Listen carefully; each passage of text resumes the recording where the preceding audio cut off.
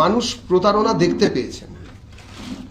এই সরকার যা যা করেছে বা ঘোষণার ক্ষেত্রে যা যা রেখেছে তা নিয়ে আমাদের পক্ষ থেকে, অর্থাৎ ভারতীয় জনতা পার্টি পশ্চিমবঙ্গ প্রদেশের পক্ষ থেকে কিছু বিষয় আপনাদের কাছে তুলে ধরার আছে। এই বিষয়ে মাননীয় বিধানসভার বিরোধী দলনেতা শ্রী শুভেন্দু অধিকারী মহাশয় এখন আপনাদের সামনে বিষয়টি রাখবেন।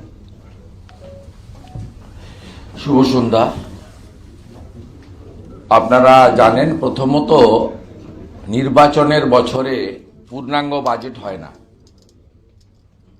এটাকে বাংলায় অন্তর্বর্তী বাজেট বলে এবং ইংরেজিতে বলা হয় ভোট অন অ্যাকাউন্ট।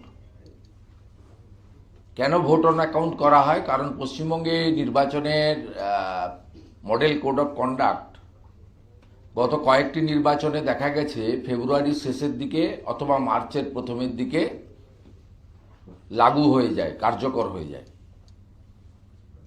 পঞ্চায়েত এবং পুরসভা নির্বাচনের ক্ষেত্রে যেদিন থেকে নোটিফিকেশন সেদিন থেকেই নির্বাচন বিধি কার্যকর হয়, কিন্তু লোকসভা বিধানসভার ক্ষেত্রে নির্ঘণ্ট ঘোষণার দিন, অর্থাৎ যেদিন সাংবাদিক সম্মেলন করে ইলেকশন কমিশন অফ ইন্ডিয়া নির্ঘণ্ট ঘোষণা করে সেদিন থেকেই মডেল কোড অফ কন্ডাক্ট কার্যকর হয়ে যায়। 2021 সালে নির্বাচন 26শে ফেব্রুয়ারি ঘোষণা হয়েছিল। নির্বাচন কবে ঘোষণা হবে ইত্যাদি ইলেকশন কমিশন অফ ইন্ডিয়ার বিষয়, আমাদের বিষয় নয়। সেই কারণে এটাকে পূর্ণাঙ্গ বাজেট বলা যায় না, ভোট অন অ্যাকাউন্ট করা হয় এপ্রিল, মে, জুন, জুলাই। ঠিক একইভাবে 2024-এ লোকসভার ক্ষেত্রেও ভারতবর্ষের তৎকালীন অর্থমন্ত্রী, অর্থাৎ বর্তমান অর্থমন্ত্রী শ্রীমতী নির্মলা সীতারামনজি একই জিনিস করেছিলেন। এটাতে বিশেষ বিশেষ ঘোষণা প্রতিশ্রুতি হয় না। এটাতে বেনিফিশিয়ারির সংখ্যা এবং বেনিফিটের অ্যামাউন্ট বৃদ্ধি করা যায় না। মূলত সরকারের যে রেকারিং এক্সপেন্ডিচার, চলমান প্রকল্প, বিভিন্ন সামাজিক প্রকল্প, ভাতা ইত্যাদিতে তাদের যে তারা পান, সেটাকে চালানোর জন্য, পেনশনার্সদের জন্য যা যে পান সেইটা কন্টিনিউ করার জন্য 4 মাসের একটি ভোট অন অ্যাকাউন্ট করা হয় অন্তর্বর্তী বাজেট। এবং নতুন যে সরকার আসবে, জনগণ নির্বাচনের মাধ্যমে যে সরকারকে আনবে, যারা 148+ পাবে, তারা মে মাসে নবগঠিত বিধানসভায় পূর্ণাঙ্গ বাজেট আনবে। 8 মাসের হলেও সেটাকেই বলা হয় পূর্ণাঙ্গ বাজেট। স্বাভাবিকভাবে এটা নিয়ে তৃণমূল কংগ্রেসের ভীষণ রকমের প্রতারণা, মিথ্যাচার, এক কথায় জাগলারি, এবং ভোটারদের একটা অংশকে প্রভাবিত করার চেষ্টা। তৃণমূল কংগ্রেস জানে এই নির্বাচনে তারা হারবে। তাদের ধ্যান জ্ঞান স্বপ্ন এসআইআর আটকানো। 2024-এর পুরনো লোকসভা নির্বাচনের ভোটার তালিকা, যেখানে মৃত আছে, ফেক আছে, ডবল ট্রিপল এন্ট্রি আছে, বাংলাদেশি মুসলিম অবৈধ অনুপ্রবেশকারী আছে, রোহিঙ্গা আছে, তাদের দিয়ে যেভাবে ভোট করিয়েছে সেই ভোট করবে। কিন্তু যখন এসআইআর চলছে, ড্রাফট ভোটার লিস্টে 58 লক্ষ নাম বাদ গেছে, মুখ্যমন্ত্রী যখন দিল্লি কলকাতা আদালত, রাস্তা সব জায়গায় ছুটে বেড়াচ্ছেন, চিৎকার করছেন, তারপরেও এসআইআর আটকানো যাচ্ছে না এবং নির্বাচনের পরাজয়ের আশঙ্কা করছেন, পরাজয়ের ভূত ঘাড়ে চেপে বসেছে, তখন এই নির্বাচনী প্রতিশ্রুতি বা হ্যান্ডবিল দেওয়া হয়েছে।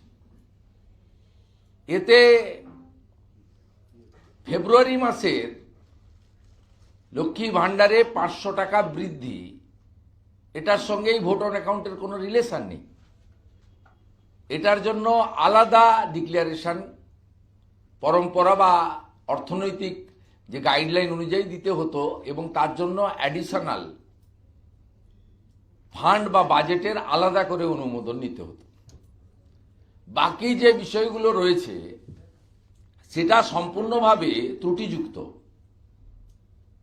ICDS, ASHA, para teacher, civic volunteer, village police ইত্যাদিদের ক্ষেত্রে 1,000 টাকা যে বৃদ্ধি করার কথা বলা হয়েছে, প্রস্তাব রাখা হয়েছে, সেটা এপ্রিল মাস থেকে, সেটা কিন্তু ফেব্রুয়ারি মাসে নয়। কারণ এপ্রিল মাসে এই বৃদ্ধিটা মডেল কোড অফ কন্ডাক্ট থাকার জন্য দিতে হবে না বা দিতে পারবেন না। আর আমরা এর বিরোধিতা কালকেও করেছি। আজকে বাজেট ডিসকাশনে ডক্টর অশোক লাহিড়ী, অগ্নিমিত্রা পাল, শঙ্কর ঘোষ এবং আমি বিধানসভার ফ্লোরে আমরা বলেছি সমকাজে সমবেতন দিন, এই বৃদ্ধিতে ওদের কোনো সুরাহা হবে না। আমরা প্রশ্ন তুলেছি, কেন ভিলেজ রিসোর্স পার্সনরা বাদ গেছে, কেন সর্বশিক্ষার কর্মচারীরা বাদ গেছে, কেন প্রাণী মিত্ররা বাদ গেছে, কেন ওয়েবেলের দ্বারা নিযুক্ত কন্ট্রাকচুয়ালরা বাদ গেছে, কেন ডাটা এন্ট্রি অপারেটররা বাদ গেছে, কেন বিএসকে 10,000 ছেলে মেয়ে বাদ গেছে, ইলেকট্রিকের মিটার যারা কালেকশন করেন ক্যাজুয়াল কন্ট্রাকচুয়াল তাদের কেন বাদ দেওয়া হয়েছে, ডাব্লিউবিটিসি, এসটিসি এবং এনবিএসটিসি কয়েক হাজার ড্রাইভার এবং কন্ট্রাক্টর যারা থার্ড পার্টি এজেন্সির মাধ্যমে নিযুক্ত হয়েছেন তারা কেন বাদ গেছে, স্টেট গভর্নমেন্টের ডাইরেক্ট যারা ক্যাজুয়াল কন্ট্রাকচুয়াল তারা কেন বাদ গেছে, সিভিল ডিফেন্সের ছেলেরা কেন বাদ গেছে। আমরা অসংখ্য পয়েন্ট আজকে বিধানসভাতে আমি তুলে ধরেছি যে এই সরকার বৈষম্যের সরকার। এই সরকারের চোখ বন্ধ থাকে একদিকে এবং সব সময় ভোটের পাটিগণিতের হিসাব, তোষণের রাজনীতি, যোগ বিয়োগ, কতটুকু ভোট দরকার, 45% পেতে গেলে কি করতে হবে, তার যোগ বিয়োগ করে তারা এই সমস্ত কাণ্ড কারখানা করেন এবং মডেল কোড অফ কন্ডাক্ট থাকাকালীন বেনিফিটও বাড়ানো যায় না, বেনিফিশিয়ারির সংখ্যাও বাড়ানো যায় না। তাই এটা কেবলমাত্র প্রতিশ্রুতি, যদিও যথাযথ কমিটমেন্ট নয়।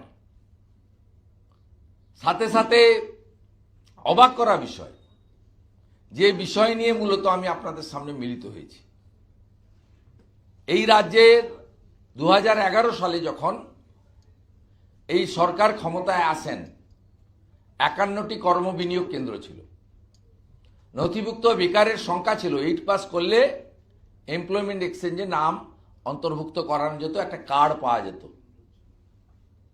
এমপ্লয়মেন্ট এক্সচেঞ্জের রেজিস্ট্রেশন কার্ড। সেই সংখ্যাটা তখন 99 লক্ষ সামথিং, অ্যাপ্রক্স 1 কোটি ছিল 51 কর্মবিনিয়োগ কেন্দ্রে। মুখ্যমন্ত্রী 2013 সালের কর্মবিনিয়োগ কেন্দ্রগুলোকে ক্লোজ করে দেন। তার আধিকারিক এমপ্লয়ি সর্বস্তরের কর্মচারীকে শ্রম দপ্তরের সঙ্গে, লেবার ডিপার্টমেন্টের সঙ্গে মার্চ করে দেন। অর্থাৎ তিনি প্রথমেই, যাতে এই ডাটাটা কেউ কম্পেয়ার করতে না পারে, সেই কারণে প্রথমেই তিনি আসল জায়গাটারই দরজা বন্ধ করে দিলেন, কর্মবিনিয়োগ কেন্দ্র উঠিয়ে দিলাম, তাহলে আর সংখ্যা নেই। যেমন তিনি ভারত সরকারকে নারী পাচারের সংখ্যা দেন না, মহিলা নির্যাতনের সংখ্যা দেন না, 18 বছরের নিচে কন্যা সন্তানদের জোরপূর্বক বিবাহ দেওয়ার যে ঘটনা ঘটে তার সংখ্যা দেন না, অবৈধ অনুপ্রবেশকারীদের সংখ্যা দেন না, কতগুলো ধর্ষণ, গ্যাংরেপ, কন্যা, বোন, দিদি, মায়ের এই শারীরিক নির্যাতনের মধ্য দিয়ে মৃত্যু, তার ডাটা তিনি কখনো ভারত সরকারকে দেন না, একমাত্র সরকার। তাই এখানেও তিনি বেকারদের নথিভুক্তকরণের জায়গাটাতেই তালাচাবি লাগিয়ে দেন। লাগিয়ে দেওয়ার কারণ হিসেবে তিনি কি বলেন, তিনি তৎকালীন অর্থমন্ত্রী, যিনি এখনো ক্যাবিনেট মন্ত্রী পদমর্যাদা, কালকে প্রেস কনফারেন্সও করেছেন, তিনি এখানে বিজিবিএসে বড় বড় ভাষণ মারেন ডক্টর অমিত মিত্র, যার নেতৃত্বে 6 লক্ষ পার্মানেন্ট পোস্ট অ্যাবলিশ করা হয়েছে, যার নেতৃত্বে রাজ্য সরকারের স্থায়ী পদকে বিলুপ্তি ঘটিয়ে কন্ট্রাকচুয়াল নেওয়া হয়েছে, যেখানে schedule caste, schedule tribe, original other backward classes, physically challenge, ex সার্ভিসম্যানদের যে রিজার্ভেশন সেটা সেক্ষেত্রে মেনটেন করা হয়নি। তিনি 2013-14 বাজেট অমিত মিত্র মহোদয় কর্মসূচির নাম যুব উৎসাহ প্রকল্প, পেজ 41। এইসব বেকার যুবক যুবতীদের জীবন সংগ্রাম এবং নৈরাশ্যের কথা মাথায় রেখে গত বছর মাননীয় মুখ্যমন্ত্রী একটি এমপ্লয়মেন্ট ব্যাংকের স্থাপনা করেছিলেন তাদের চাকুরি খোঁজার প্রচেষ্টাকে সাহায্য করতে। তিনি ইচ্ছা প্রকাশ করেছেন এই সকল চাকুরিবিহীন যুবক যুবতীদের আরও সাহায্য প্রদান করতে। মাননীয় মুখ্যমন্ত্রী এই গভীর উদ্বেগের কথা মাথায় রেখে আমি আনন্দের সাথে যুব উৎসাহ প্রকল্প নামে একটি নতুন প্রকল্প ঘোষণা করছি, যা চাকুরিবিহীন যুবক যুবতীদের একটি ছোট আর্থিক সহায়তা প্রদান করবে। অষ্টম শ্রেণী উত্তীর্ণ 18 থেকে 45 বছরের যুবক যুবতী যারা এমপ্লয়মেন্ট ব্যাংকে নথিভুক্ত হয়েছেন তারা এই প্রকল্পের আওতায় মাসে 1500 টাকা ভাতা পাবেন। 2013 ফেব্রুয়ারি মাস, রাজ্য বাজেট, তদানীন্তন অর্থমন্ত্রী বর্তমান মুখ্যমন্ত্রীর অর্থনৈতিক উপদেষ্টা ডক্টর অমিত মিত্র।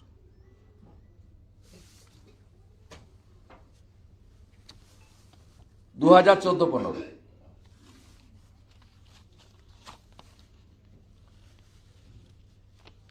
রাজ্যে 85,000 বেকার যুবক যুবতীরা 1 বছর যাবৎ, ওটা যুব উৎসাহ প্রকল্প উনি বলেছিলেন, মুখ্যমন্ত্রীর মাথায় পরে কিছু একটা এলো না, শ্রী লাগিয়ে দাও, নাম হয়ে গেল যুবশ্রী।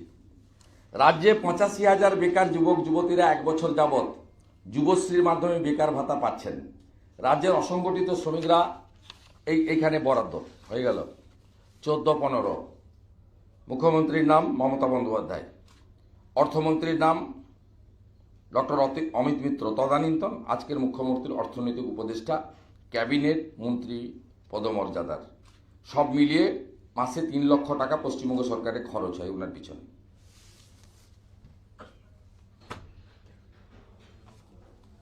15-16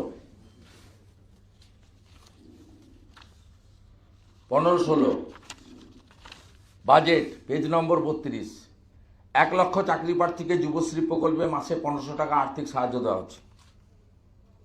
অর্থমন্ত্রীর নাম ডক্টর অমিত মিত্র, আজকের উপদেষ্টা, আর মুখ্যমন্ত্রীর নাম মমতা ব্যানার্জি। হয়ে গেল। এই কর্মসূচির পঞ্চত্ব প্রাপ্তি হয়ে গেছে। কতজন দরখাস্ত করেছিলেন আমার মুখে শোনার দরকার নেই। নেতাজি ইন্ডোর স্টেডিয়ামে মাননীয় মুখ্যমন্ত্রী 2013 সালের অক্টোবর মাসে তিনি কি বলছেন শুনুন। এবার আমার ভাইদের পালা, অনেক বেকার আমাদের বাংলায় প্রায় 1 কোটি, জনসংখ্যা যদি হয় 8-9 কোটি, বেকারের সংখ্যাই প্রায় 1 কোটি। এতটা বেকারের সংখ্যা এটা আমার আগে ধারণা ছিল না।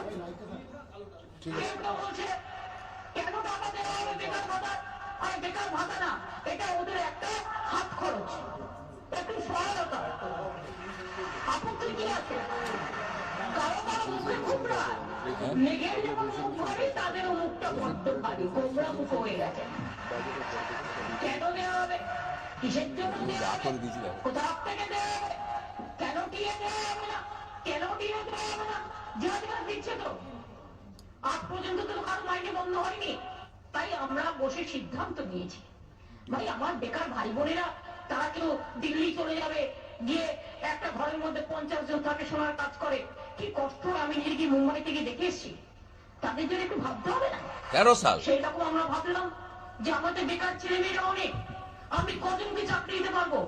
চাকরি দিতে পারলে আমার টাকার দরকার, সে টাকাটা আসবে কোথেকে? এখন তো টাকা নেই হাতে।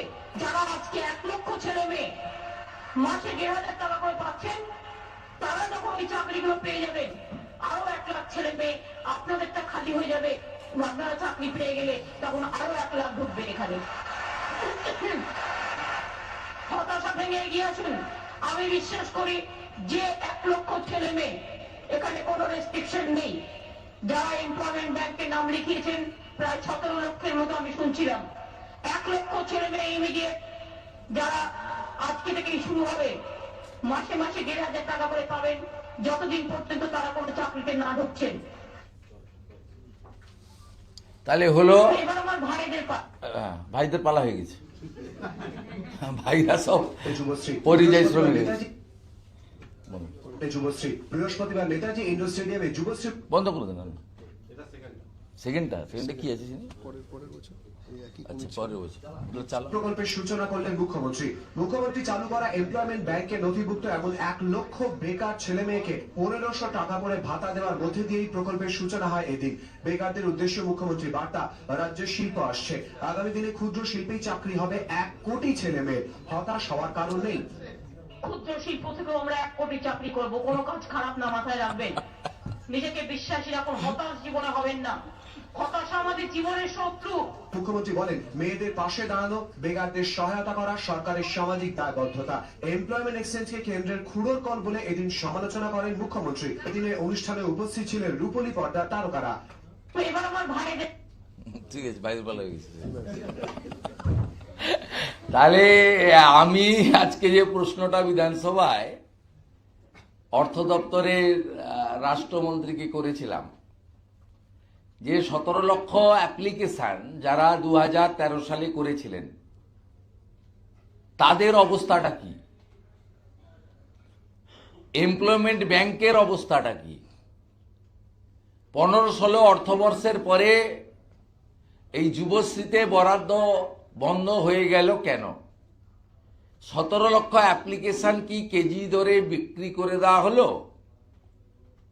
না সেটা আপনারা ছাই স্তূপে পরিণত করলেন? আমরা এইসব প্রশ্ন করেছি, উত্তর তো দিতে পারেননি, পারবেনও না।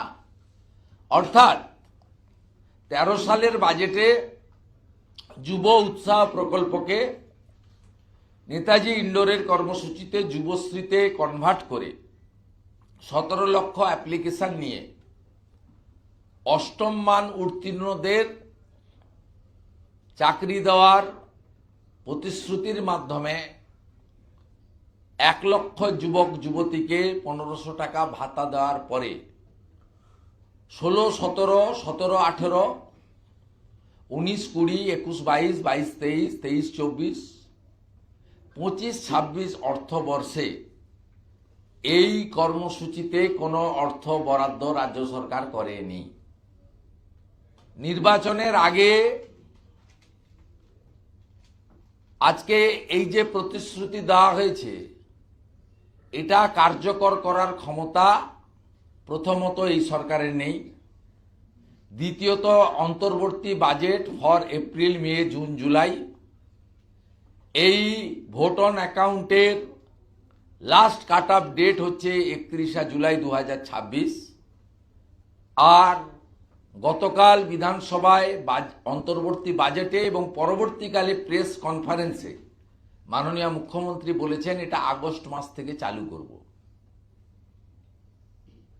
যে ভোট অন অ্যাকাউন্টের কোনো লোকাল স্ট্যান্ডই নেই আগস্ট মাসে,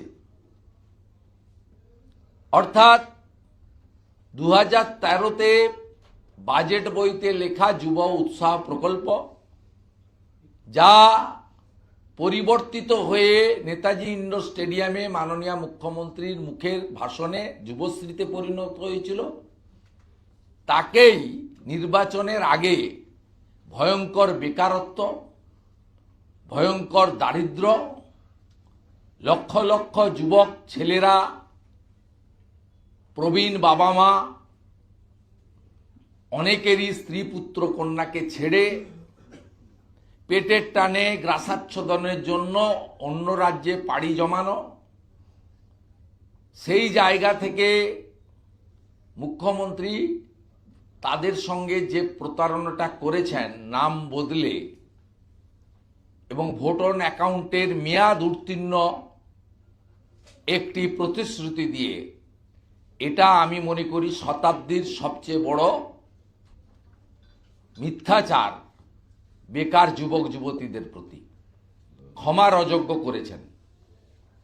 আমি মনে করি পশ্চিমবাংলার সর্বস্তরের শিক্ষিত যুবক যুবতী তারা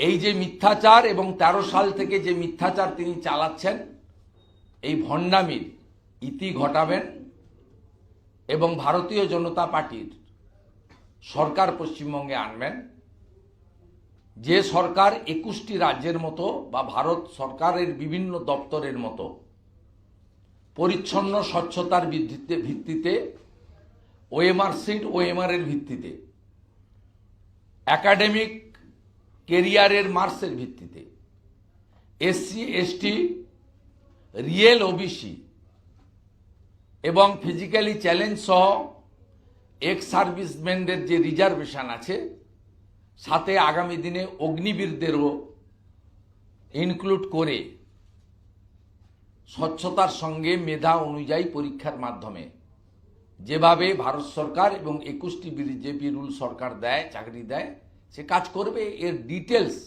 ভারতীয় জনতা পার্টি যখন সংকল্পপত্র দেবে তখন আপনারা জানতে পারবেন। আমার মনে হয়েছে পশ্চিমবঙ্গ সরকারের চাকরি চুরি একটি স্বীকৃত রূপ নিয়েছে। চাকরির পরীক্ষায় জালিয়াতি, সাদা খাতায় চাকরি, খাতা বদলে চাকরি, অর্থ এবং রাজনৈতিক নেতাদের আত্মীয়তার পরিচয়ে চাকরি যে ভয়ঙ্কর আকার ধারণ করেছে, যার ফলে কখনো কলকাতা হাইকোর্ট, কখনো সুপ্রিম কোর্ট হস্তক্ষেপ এবং শিক্ষামন্ত্রী পার্থ চ্যাটার্জি সহ শিক্ষা দপ্তর সম্পূর্ণভাবে কয়েক বছর জেলে কাটানোর পরে তাদের বিরুদ্ধে সুনির্দিষ্ট অভিযোগে একাধিক চার্জশিট হওয়ার পরে তাদের সম্পত্তি ইডি বাজেয়াপ্ত করার পরে, অ্যাকাউন্ট ফ্রিজ করার পরে মাননীয় মুখ্যমন্ত্রী আর চাকরির ঝুঁকি নিতে নারাজ।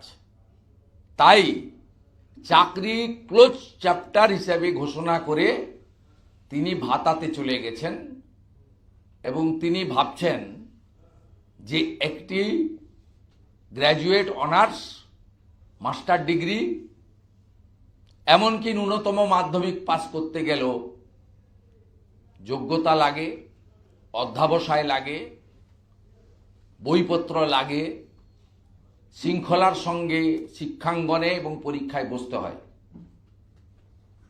প্রত্যেক দিন 50 টাকা হিসেবে তিনি এই শিক্ষিত বেকার যুবক যুবতীদের মূল্য নির্ধারণ করে দিয়েছেন। এর আগে কখনো কাকদ্বীপে গিয়ে ফুল ধর্ষণে 40,000, হাফ ধর্ষণে 20,000, 14ই আগস্ট 2024 বেহালাতে স্বাধীনতা দিবসের অনুষ্ঠানে গিয়ে অভয়ার মা বাবা চাইলে তো আমি 10 লাখ দিতেই পারি। এইভাবে পশ্চিমবাংলার স্নাতক সাম্মানিক, master degree, basic trained, BEd, vocational training প্রাপ্ত, আইটিআই ট্রেনিং প্রাপ্ত, ফিডার, ওয়েল্ডার, ফায়ার, নানা ধরনের ট্রেনিং প্রাপ্ত, সর্বোপরি মাধ্যমিক উত্তীর্ণ, এদেরকে আপনি প্রত্যেক দিন 50 টাকা দিয়ে এদের দাম নির্ধারণ করে দিয়েছেন। আর আপনি চাকরি দেওয়ার বিষয়টা ক্লোজ করে দিয়েছেন এই কারণে আপনার আত্মীয়ারও শিক্ষাকর্মী হিসেবে বীরভূম থেকে পাওয়া চাকরি সুপ্রিম কোর্টের অর্ডারে চলে গেছে। তাই আগামী দিনে আপনি স্বপ্ন দেখছেন চতুর্থবারের মুখ্যমন্ত্রী হবেন, সেই কারণে চাকরির বিষয়টাকে ক্লোজ চ্যাপ্টার হিসেবে আপনি বলেছেন। আমরা এর নিন্দা করি। ভারতীয় জনতা যুব মোর্চা রাজ্য জুড়ে চাকরি চাই, বিজেপি তাই এই কর্মসূচি পালন করছে। যুবকরা পোস্টকার্ড ফেলুন এবং শপথ নিন, যখনই নির্বাচন হবে no vote to Mamata. Chandrima Bhattacharya যে সামগ্রিকভাবে তার ভাষণে আপনার এই যে ইস্যুটা আপনি তুলে ধরেছিলেন সেটা নিয়ে কোনো আলোচনাই করলেন না, আলোকপাত করলেন না। বলবে কি? এই ডকুমেন্টগুলো কি করে বলবে? ডকুমেন্টগুলোকে কি করে অস্বীকার করবে? অস্বীকার করবে কি করে? আমি তো সমস্ত তথ্য, ডকুমেন্ট এবং মুখ্যমন্ত্রীর ভাষণ, এবং এই প্রোগ্রামটা তৃণমূল কংগ্রেসের প্রোগ্রাম ছিল না। এই দুটো প্রোগ্রাম যে দেখিয়েছি, দুটো ইলেকট্রনিক্স মিডিয়ার আর্কাইভ থেকে নিয়ে, এই দুটো তো সরকারি প্রোগ্রাম ছিল নেতাজি ইন্ডোর স্টেডিয়ামে। এখানে একাধিক আইএএস অফিসার, আধিকারিক, একাধিক মন্ত্রীরা ছিলেন। এটার বলার কিছু নেই তো। এটা বলতে গেলে যে মিথ্যার অবতারণা করা দরকার, সেই ট্রেনিংটা নেওয়ার সময় পাননি চন্দ্রিমা ভট্টাচার্য। যদি 5 দিন পরে হতো তাহলে মুখ্যমন্ত্রী মিথ্যাতে ডক্টরেট তিনি শিখিয়ে পড়িয়ে দিতেন। এইভাবে বলবে, ওইভাবে বলবে, হ্যাঁ মাঝখানে তো দিয়েছিলাম, হ্যাঁ আবেদন তো কেউ করেনি, হ্যাঁ আগে তো যারা ছিল তারা তো বাইরে চলে গেছে, হ্যাঁ তারা তো ব্যাঙ্গালোরে চলে গেছে, খুঁজে তো পাইনি, আবার ভাবছি করবো, সব বলতে শেখানোর সুযোগ পাইনি। গতকালকে মুখ্যমন্ত্রী বক্তব্য রাখাকালীন খুব ইম্পর্টেন্ট ভাবে এসআর এর প্রসঙ্গ উত্থাপন না করে বিএসএফ কে কাঠগড়ায় দাঁড় করান। এটা ওনার অনেক দিনের বিএসএফ অত্যাচার করছে। উনি তো, যাকে আমি বুদ্ধিজীবী বলি না, ভাতাজীবী বলি, শ্রীমতী অপর্ণা সেনকে দিয়ে বিএসএফকে তো রেপিস্ট বলেছেন। মুখ্যমন্ত্রী বহু জায়গায় বলেছেন, থালা বাটি বাসন নিয়ে আপনারা সবাই বেশি আসুন, চাচারা, চাচিরা, ফুফুরা, বুবুরা, খালারা, যে যেখানে আছেন বেরিয়ে আসুন বলেছেন তো, প্রকাশ্যে বলেছেন। কোচবিহারে গিয়ে বলেছেন, কত জায়গায় গিয়ে বলেছেন, মুর্শিদাবাদে গিয়ে বলেছেন, লোককে তাঁতিয়েছেন। আজকে ল অ্যান্ড অর্ডার সিচুয়েশন খারাপ হচ্ছে তো এই জন্য। উনি তো গোটা সিএ কে এনআরসি বলে তো উনি মিছিল প্রথম করেছিলেন কলকাতাতে, সিথির মোড় থেকে শ্যামবাজার, একা ছিছি বলেছিলেন। আজকে ওনার লোকেরা মতুয়া সমাজের বা হিন্দু শরণার্থীদের বলছে আবেদন করুন সিএতে। 1 লক্ষ আবেদন হয়েছে, 2000 সিটিজেনশিপ পেয়ে গেছে, প্রত্যেক দিনই কয়েকশো করে পাচ্ছে। আজকে বলছেন না, আজকে সিএ চালু হয়ে গেছে, প্রমাণ হয়ে গেছে মুখ্যমন্ত্রী মিথ্যা। যা ক্ষতি করার তো সেদিন করে দিয়েছেন 19 সালে।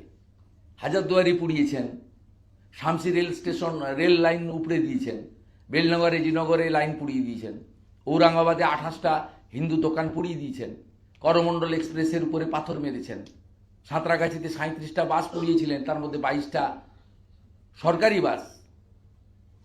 ঠিক একইভাবে উনি ওয়াকফ অ্যামেন্ডমেন্ট বিল নিয়ে তাঁতিয়েছেন।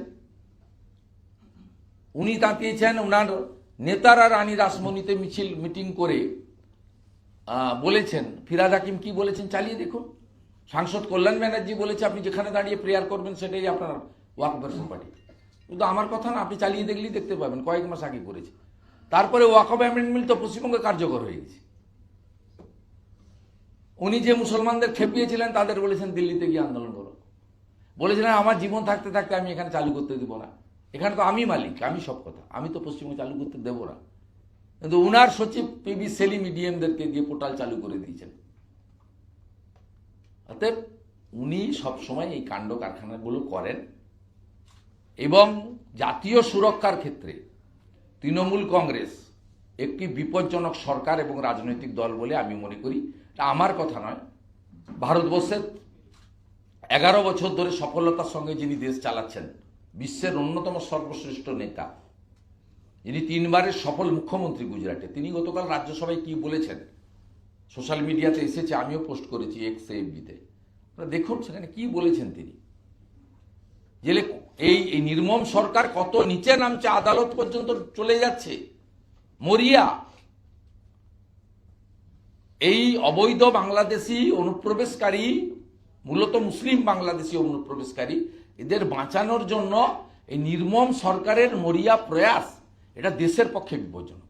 ফিরহাদ হাকিম আজকে এই প্রসঙ্গেই বলছেন যে আজকে মুসলমানরা দেখা গেল যে অগ্নিমিত্রা পালের একটা বক্তব্য দিলে হ্যাঁ। তার রীতিমতো তারা রেডে করে উঠলো, কিন্তু দুদিন আগেই মমতা ব্যানার্জি বলেছিলেন যে 30% রাস্তা অবরোধ করে জিনা হারাম করে দেয়, তখন এদের কাউকে নামতে দেখা যায়নি।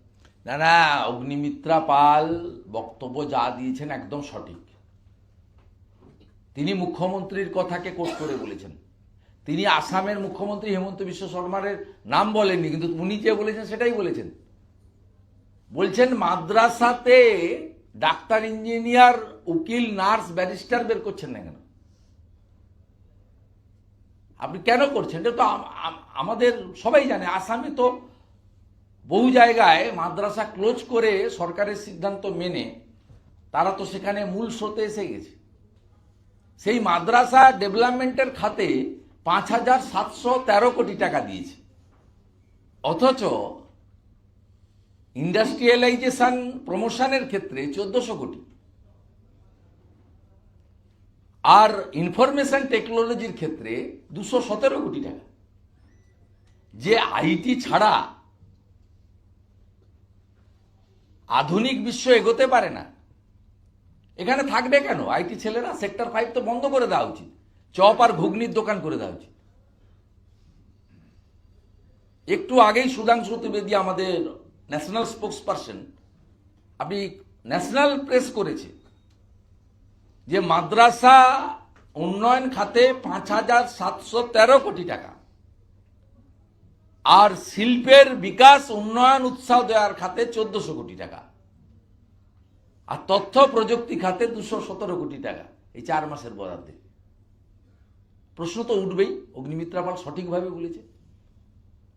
অগ্নিমিত্রা পাল তো মুখ্যমন্ত্রীর কথাকে রিপিট করেছে, মুখ্যমন্ত্রী বলেছেন। শুক্রবার ওরা একটু প্রতিবাদ করে, খারাপ কি বলেছে বলুন? এটা আঘাত দেওয়ার বিষয় নয়। এটা সামগ্রিকভাবে সমস্ত কমিউনিটিকে অ্যাটাক করেনি।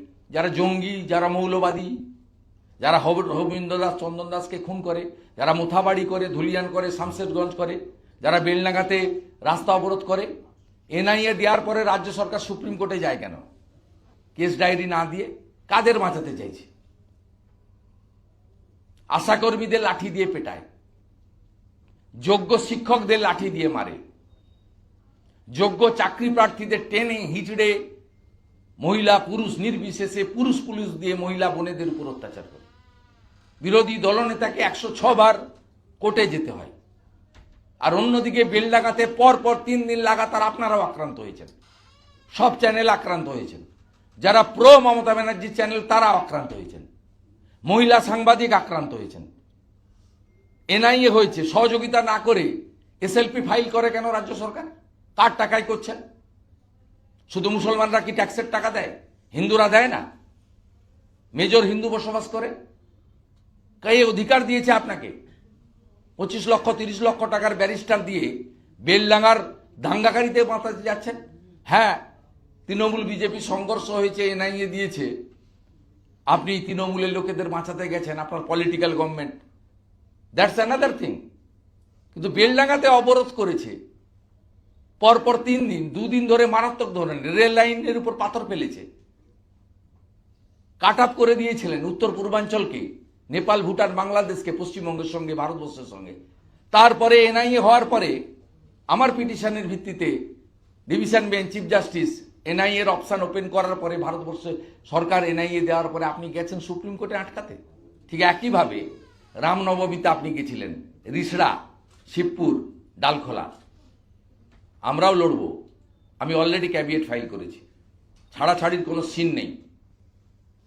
দেশ বিরোধী শক্তিকে 0 টলারেন্স, একদম মূল সহ উপড়ে ফেলার দায়িত্ব আমাদের প্রত্যেকটি রাষ্ট্রবাদী নাগরিকের। অগ্নিমিত্রা পাল এই যে মাদ্রাসা গতকাল থেকে যেভাবে দেখা গেল এই দেওয়া হলো ওই দেওয়া হলো, একেবারে সবকিছু দেওয়ার বাজেট, আজ রাস্তায় দেখা যাচ্ছে সর্বত্র বিক্ষোভ। আশাকর্মীরা এখানে বসেছিলেন, তারা তাদের পাওনা পাচ্ছেন না বলছে, অন্যদিকে দিয়ে যাদের পাওয়ার কথা। সব বিজেপি রুল স্টেটের হিসাবটা দেখে নেবেন। ন্যূনতম 10,000 টাকা আশাকর্মী পায়, সর্বোচ্চ 15,000 টাকাও আছে বিভিন্ন স্টেটে, দেখে নেবেন। 21টা বিজেপি রুল স্টেট আছে। ভারত সরকার একটা টাকা দেয়, কিন্তু বাড়তি টাকা দিতে গোটা হেলথ সেক্টর তো ওদের উপর নির্ভর করছে। আইসিডিএস এর 15 থেকে 20,000 টাকা করে পায় টিচাররা। কি হয় এদের? সিভিক ভলেন্টিয়ার্সদের ভয় দেখেন আপনারা, যে বিজেপি এলে সব তোমাদের তাড়িয়ে দিবে। আমাদের তাড়ানোর কোনো ব্যাপার নেই, বিজেপি এসব কাজ করে না। কোনো রাজ্যে আমরা কাউকে তাড়িয়ে, দিল্লিতে তো কেজরিওয়াল যাদের ঢুকিয়ে দিয়ে গেছিল, এমন একটা লোককে তাড়িয়ে দিয়েছে নাকি? বরঞ্চ এমন অর্থ বিজেপি সরকার দেবে যাতে আপনি ডাল ভাত মোটা কাপড়ে ভালো থাকেন, বাচ্চাকে ভালো স্কুলে পড়াতে পারেন। মমতা ব্যানার্জির কারণে বহু যুবক, তারা তো বিয়ে থাও করতে পারেনি, বাবা মাকেই ওষুধ কিনে দিতে পারে না, সংসার করে কি করবে? অনেকে তো 40 বছর পেরিয়ে গেছে। বিজেপি রুল স্টেট, 21টা স্টেটে কি কি হচ্ছে, কি কি দিচ্ছে, তার সঙ্গে কম্পেয়ার করুন। মুখ দেখাতে পারবেন না, মুখ দেখাতে পারবেন না আপনার লজ্জায়। অগ্নিমিত্রা বলে যে বক্তব্য মাদ্রাসা কটা নিয়ে। হচ্ছে? বাজে কটা? আর 10 বুদ্ধবাবু মিনিট। পৌনে 2 দশক আগে হিন্দি মাদ্রাসা- 2-1টা নিয়ে নি, আমাদের আমি একটু 6টায় এড করি, মিটিং আছে। বুদ্ধবাবুর মন্তব্যটা যেটা ছিল মাদ্রাসা নিয়ে পৌনে 2 দশক আগে, এই মাদ্রাসাতেই মূলত জঙ্গিদের আতুরঘর হয়ে উঠছে। আজকে অগ্নিমিত্রা বলে বক্তব্য নিয়ে এত এই চর্চা, বুদ্ধবাবু কি কোথাও ঠিক ছিলেন সেই সময় দাঁড়িয়ে? অনেক সমালোচনা হয়েছিল তখন। শুনুন, ব্যক্তি বুদ্ধবাবুর সম্পর্কে বলবেন আর সিপিআইএম এর মুখ্যমন্ত্রীর সম্পর্কে বলবেন, দুটো তফাৎ আছে। আপনি ব্যক্তি বুদ্ধদেব বাবুকে নিয়ে তার চিন্তা ভাবনা, তার শিক্ষা দীক্ষা, অনেস্টি নিয়ে বলবেন, আমরা রেসপেক্ট করি, ওপেনলি বলি। কিন্তু সিপিএম এর মুখ্যমন্ত্রী ছিলেন। আমি যখন ওনাকে বলছি যে কালকে পুলিশ পাঠালে নন্দীগ্রামে কিন্তু রক্তক্ষয়ী সংগ্রাম হয়ে যেতে পারে, লস অফ লাইফ হয়ে যাবে, আপনি নোটিশটা তুলে নেন। উনি শুনে আমাকে বললেন, আপনি একবার নিরুপমকে বলুন। আমি নিরুপম সেনকে লিখেছিলাম আমার এমএলএর প্যাডে। সেটা নন্দীগ্রামে যে জাজমেন্ট দিয়েছিলেন জাস্টিস সুরিন্দর সিং নির্ঝর, সেই জাজমেন্টটা আমার এমএলএ প্যাডের আগাম আশঙ্কাটা অ্যানেক্স করে দিয়েছিলেন। আপনারা যারা পুরনো সাংবাদিক তারা জানেন। তখনই আমি বুঝেছিলাম বুদ্ধবাবুর হাতে সিপিএম ছিল না, সিপিএমটা লক্ষণ শেঠ, সুশান্ত ঘোষের হাতে ছিল, সিপিএমটা শ্যামল চক্রবর্তীর হাতে ছিল। সেই কারণে বুদ্ধবাবু ব্যক্তিগত আলোচনায় কি বলতেন সেটা কার্যকর করার ক্ষমতা তার ছিল না।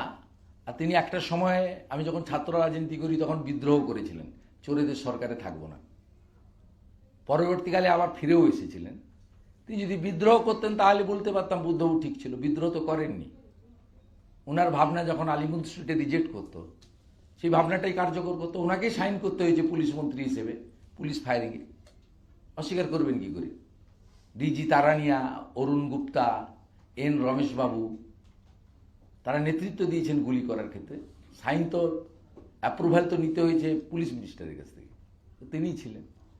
তাতে ছাড়ুন, যিনি স্বর্গে গেছেন, তিনি ব্যক্তিগত জীবনে অত্যন্ত সৎ মানুষ ছিলেন, অত্যন্ত শ্রদ্ধেয় মানুষ। ব্যক্তিগত জীবন ছেড়ে দেন। আপনি যেহেতু তুললেন এই প্রসঙ্গে আমার আর কোনো বক্তব্য নেই। मैं हिंदी ले लूंगा। 10 मिनट है, मेरा मीटिंग है।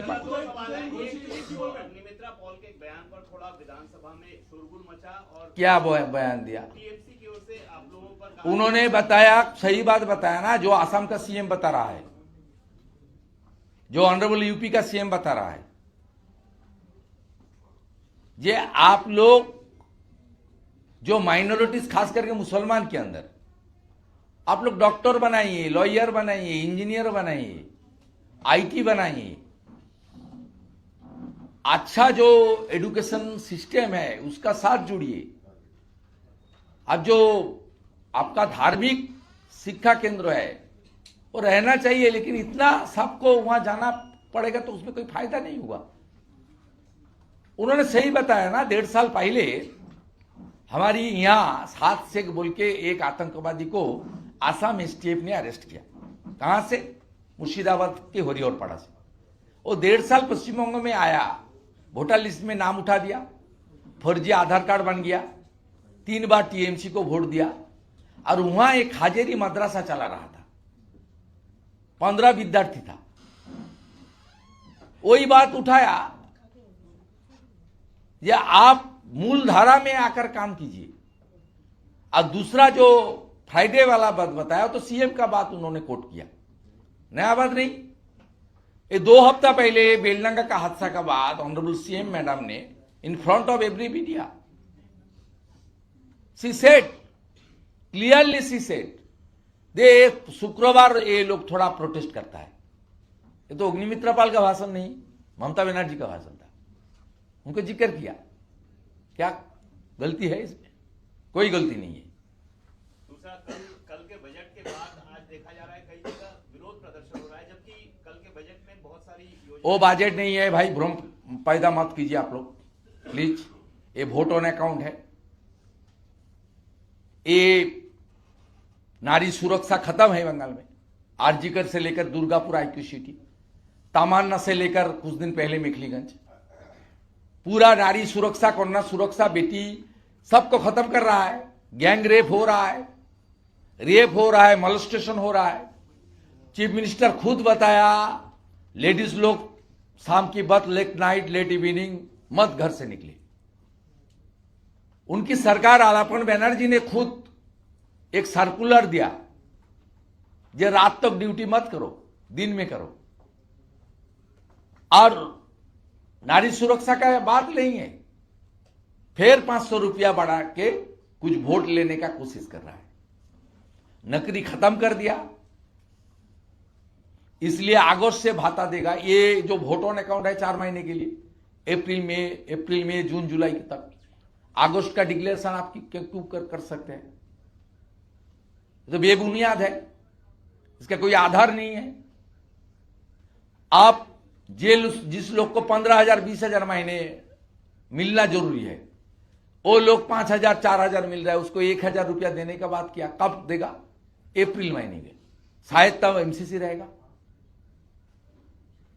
Amount of benefit, number of beneficiary increase करने का कोई मौका नहीं है। तो झूठ है, पूरा झूठ है। झूठ के ऊपर चुनावी घोषणा पत्र लेकर सरकार को, विधानसभा को मिसयूज कर रहा है, इसलिए विरोध हो रहा है। इस बार इस सरकार जाने वाला है, पूरा जनता तैयार है। सब लोग नो वोट टू ममता करेगा। और जो मोदी जी ने नारा उठाया यहां, वो नारा चल रहा है हर मोबाइल फोन में, हर घर में, हर गांव गंज मोहल्ला में, नगर में। पाल्टानो दरकार, चाই বিজেপি সরকার।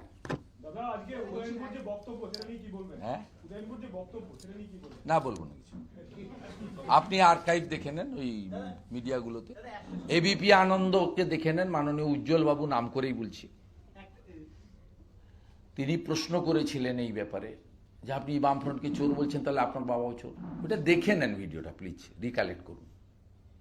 তৃণমূলের অনেকেই মমতা ব্যানার্জিকে তার মা বলে বলেন, প্রকাশ্যে বলেন। খারাপ কিছু নয় তো, যে কোনো নারী শক্তিকে, বয়স্ক প্রবীণাকে দিদি বা মা বলা খারাপ নয়। আমি সেই অর্থে আমার গুরুদেব, আমার রাজনৈতিক আদর্শ দেশের প্রধানমন্ত্রীকে তার সৈনিক বলতে গেছি। তাকে অপব্যাখ্যা করতে পারেন, এতে কিছু হবে না। উদয়ন গুহ 2 বার হেরেছেন, এবারে হ্যাট্রিক করবেন। 2006-এ তৃণমূল কংগ্রেসের প্রার্থী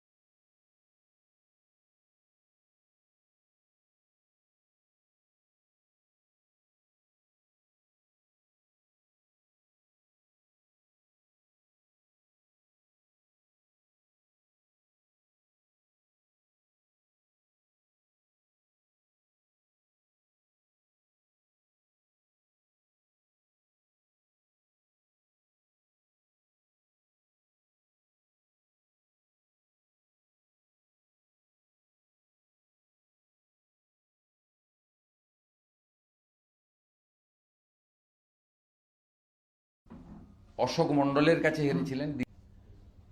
সম্মানীয় বাঙালিদের অপমান আমরা মানব না। এই সরকার এবং এই দল বিভিন্ন সময়ে পশ্চিমবাংলার বিশিষ্ট বাঙালিদের ওদের সুরে কথা না বলার জন্য রিটায়ার্ড জাস্টিস অশোক গাঙ্গুলি থেকে শুরু করে আজকে ডক্টর অশোক লাহিড়ী পর্যন্ত এই আদর্শ শিক্ষিত উচ্চশিক্ষিত ভদ্র বাঙালিদের বারে বারে অপমান করেছেন। কারণ এরা জেহাদি সংস্কৃতি, জঙ্গি সংস্কৃতি, মূলত আরবি সংস্কৃতিকে ফিরিয়ে আনতে চান। তাই ক্লাস 7-এর পাঠ্যপুস্তকে আকাশের জায়গায় আসমান, জলের জায়গায় পানি, কাকা নয় চাচা, কাকিমা নয় চাচি, দিদি নয় আপা, পিসি নয় বুবু, এই আমদানি করছেন। এগুলো ভারতীয় সংস্কৃতি, বাংলা সংস্কৃতির সঙ্গে বেমানান।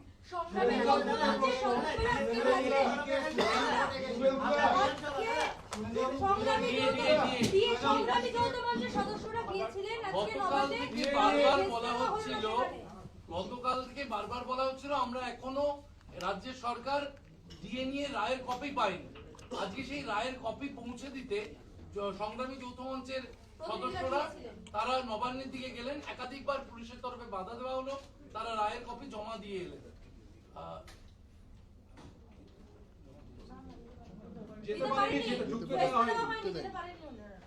না না, আপনাকে বলি, উনারা যে আন্দোলন করছে তাদের নৈতিক সমর্থন আছে। আমরা অনেকেই, বিজেপির অনেক নেতৃত্ব, আমি সহ, সংগ্রামী যৌথ মঞ্চের বিভিন্ন কর্মসূচিতে গেছি এবং বিজেপি অনুমোদিত কর্মচারী পরিষদও এই যৌথ মঞ্চের মধ্যে আছে। সিপিএম পালিয়ে গেছে এবিটিএ, এসইউসি মমতার বিরুদ্ধে লড়বে না বলে অনেক আগে পালিয়ে গেছে, কিন্তু বিজেপি যায়নি। বিজেপি ওখানে গিয়ে ভোটের কথাও বলে না। কিন্তু সামগ্রিকভাবে সুপ্রিম কোর্টের রায় কার্যকর করার দায়িত্ব রাজ্যের। রাজ্য সেটা করে না বলে, সুপ্রিম কোর্ট জানে বলে মনিটরিংয়ের দায়িত্বটা 3 জন রিটায়ার্ড জাস্টিস এবং কেন্দ্রীয় সরকারের ক্যাগের প্রতিনিধির উপর দিয়েছে। আমার মনে হয় এর বাইরে এটা নিয়ে আর কিছু ভাবার দরকার নেই। উনারা একটা সিম্বলিক জাজমেন্ট পৌঁছে দিতে গেছেন, সেটাতে বাধা দেওয়া অন্যায়, আর পৌঁছে দেওয়াটাও সঠিক কাজ, সেটাকে আমি সমর্থন করি। কিন্তু এই রায়টা উনাদের রিভিউ পিটিশনের পরে, কারণ এর আগেই 25% দেওয়ার রায় ছিল, ওটা দেবে না বলে ভোটটা পার করাবে বলে রিভিউ পিটিশন করেছিল। তার দীর্ঘ শুনানির পরে ফাইনাল জাজমেন্ট এসছে। অর্থাৎ এখানে রিভিউ পিটিশন করতে পারে 26,000-এর মতো পরিণতি হবে, আমার যা ধারণা। 3 বারের এমএলএ, 2 বারের এমপি হিসেবে আমার যা ধারণা। আর সাথে সাথে সব কোর্ট জেনে গেছে যে কোর্টের রায়ও এই মুখ্যমন্ত্রী কার্যকর করতে দেন না মুখ্য সচিব, অর্থ সচিবকে। তাই রাজ্য সরকারের প্রতিনিধি ছাড়া 4-ম্যান কমিটি করে দিয়েছেন, 3 জন ফ্রম জুডিশিয়ারি আর 1 জন ফ্রম ক্যাগ, ভারত সরকারের সংস্থা থেকে। অতএব বিচলিত হওয়ার কোনো কারণ নেই। 10,400 কোটি টাকা মার্চ মাসে দিতে হবে। এর সঙ্গে এমসিসির সম্পর্ক নেই, যেহেতু সুপ্রিম কোর্টের অর্ডারে হচ্ছে এক্সেপশন কেস। আর মে মাসের মধ্যে বাকি অর্থ দিয়ে দিতে হবে। এবং ডিএ কর্মচারীর অধিকার, সেটা প্রমাণ হয়ে গেছে। রাজ্য সরকারের ওজোর, আপত্তি ইত্যাদি সব রিজেক্ট করেছে সুপ্রিম কোর্ট। এত বড় আইনি থাপ্পড় অনেকবারই খেয়েছেন, এটা খুব জোরে লেগেছে। তাই আমি আতঙ্কিত, মার্চ মাসের পরে চালু থাকা সামাজিক প্রকল্প এবং পেনশনার্সদের পেনশন, কর্মচারীদের বেতন দেওয়ার ক্ষেত্রে সমস্যা না তৈরি হয়।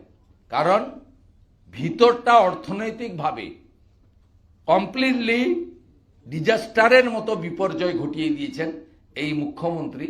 খেলা মেলা, কেন্দ্রীয় সরকারের সঙ্গে ঝগড়া করে ইত্যাদি করে তিনি বিপর্যয়টাকে যে জায়গায় নিয়ে গেছেন। কেন আয়ুষ্মান ভারতে যাননি? স্বাস্থ্যসাথীতে এত টাকা খরচ করছেন, আয়ুষ্মান ভারতে গেলে তো সেন্ট্রাল গ্র্যান্ট পেয়ে যেতেন। কেন প্রধানমন্ত্রী ফসল বিমায় যাননি? বাংলা ফসল বিমা যোজনাতে এতগুলো টাকা দিচ্ছেন। কেন স্বচ্ছতার সঙ্গে প্রধানমন্ত্রী আবাস যোজনায় যাচ্ছেন না? কেন বিশ্বকর্মা যোজনায় চালু করেননি? কেন উজালা 3 চালু করেননি? অসংখ্য আছে, সময় লাগবে বলতে। আনন্দপুর কাণ্ডে মুখ্যমন্ত্রী শুভেন্দুদা, আনন্দপুর কাণ্ডে মুখ্যমন্ত্রীর পাশে দাঁড়ানো, আনন্দপুর কাণ্ডে মুখ্যমন্ত্রী কর্তৃপক্ষের পাশে দাঁড়ালো, বললো আপনি তো পাঠিয়েছি ওখানে রাজ্যকে মুসলমানরা পাহারা দিয়েছে, একটুখানি ববিকে পাঠিয়েছি, অরূপকে পাঠিয়েছি, একটু বসে বলুন। না না, মুখ্যমন্ত্রী পাশে তো দাঁড়াবে, ডেকোরেটরের মালিক গ্রেপ্তার হয় সঠিক, মোমোর মালিক গ্রেপ্তার হয় কেন? এই কথা তো আমি নয়, আমাদের নেতা অমিত শাহজি তুলেছেন ব্যারাকপুরের মিটিং থেকে। তার কারণ মোমো তৈরি করতে গিয়ে তো আগুনটা লেগেছে, এবং যে চেকগুলো তৃণমূলের নেতারা পুলিশকে নিয়ে বাড়ি বাড়ি দিয়ে এসছে, অভিযুক্তরা হচ্ছে সেই চেকের পেমেন্ট করেছে। মোমোর মালিক এবং ডেকোরেটরের মালিকের 5-10 লক্ষ টাকার চেক, রাজ্য সরকারের নো কন্ট্রিবিউশন। এবং বহু জায়গায় ছবিতে দেখা গেছে মুখ্যমন্ত্রীর সঙ্গে বিদেশ সফরে এই মোমোর মালিক গেছেন। গ্রেটার কলকাতা, শুধু কলকাতা নয়, এন্টার কেএমডিএ এলাকা, এদিকে শ্রীরামপুর, ওদিকে হাবড়া, বারাসাত, অসংখ্য এই মোমোর আপনার তার যে সেন্টার, বিরিয়ানি এবং মোমোর সেন্টার, ব্যাঙের ছাতার মতো মনোপলি। কালকে মুখ্যমন্ত্রী কিভাবে বলছিলেন যে ফায়ার ডিস্টিংশন নেই তো আমি কি করব, প্রাইভেট সব কন্ট্রোলে নাকি? কন্ট্রোল নয়, এটা কোনো এক্সকিউজ। আপনাকে বলে দিলাম, যারা মারা গেছে অধিকাংশ মেদিনীপুরের লোক, আমি যা করার করছি। ওদেরকে টাকা দেওয়ার কথা বলেছিল, আমি বলেছি নিয়ে নিন, সব চুরির মাল, বদরক্ত, নিয়ে নিন। তারপরে বলেছে একটা করে চাকরি দেবে, নিয়ে নিন, আগে নিয়ে নিন, যাবে তো কদিন আছে, আর যা পাওয়া যায় বের করে নিন, তারপরে বাকিটা হবে। ছাড়াছাড়ির কোনো সিন নেই। গত 5 বছর এমন কোনো ইস্যু নেই বিজেপি ধরেনি এবং এদের শেষ করেনি। রামপুরহাটের বকটুই থেকে শুরু করে ইচ অ্যান্ড এভরি ইস্যু, রামনবমীর দাঙ্গা থেকে লক্ষ্মী পুজোর দিন মমিনপুর, ইকবালপুর থেকে, ধুলিয়ান শামশেরগঞ্জ থেকে, এখন এই যে 17 কোম্পানি প্যারামিলিটারি আছে, ছুটির দিন বিজেপি আবেদন করে কোর্ট খুলিয়ে বিরোধী দলনেতার অ্যাপ্লিকেশনে বিএসএফ এবং সিআরপিএফ দেওয়া হয়েছে। অতএব আমরা এমন কোনো ইস্যু নেই জনস্বার্থে মানুষের পাশে দাঁড়ানো দরকার, সেটা আমরা করেছি। সে হিন্দু হতে পারে, মুসলিম হতে পারে। রামপুরহাটের বকটুইতে যে মহিলাগুলো মারা গেছিলেন পুড়িয়ে, শিশুগুলো, তারা কেউ হিন্দু ছিল না। ওই বুথে বিজেপি 17টা ভোট পেয়েছিল। তারপরেও আমরা কিন্তু মুখ্যমন্ত্রী যাওয়ার আগে 55 জন বিজেপি এমএলএ পৌঁছেছিলাম। আনন্দপুরও নট ক্লোজ চ্যাপ্টার, এটাও যা হওয়ার হবে। শিক্ষা দেব, ওয়েটল্যান্ডের জমি আমরা পুনরুদ্ধার করব। ওয়েটল্যান্ডের জমি যেভাবে এই ফেরদৌস, নজরুল এরা সবাই মিলে লুটে পুটে শেষ করছে, আমরা সব জানি। We are working. যেভাবে সীমান্তে জমি রিটায়ার্ড লেফটেন্যান্ট জেনারেল সুব্রত সাহার আবেদনে বের করে নিয়ে এসছেন তিনি, লড়াই করে, আইনি লড়াই করে। এক্ষেত্রেও লড়ব। পশ্চিমবঙ্গের মেরুদণ্ড সোজা করার লোকের অভাব নেই। আর বিজেপি তার যে অপোজিশনের কাজ, main opposition, dependable opposition, real opposition, সে কাজ বিজেপি করে এসেছে। 5 বছরের হিসাব নেবেন, বিজেপি করে এসেছে। আমরা আনন্দপুরও ছাড়ব না। সবাইকে ধন্যবাদ।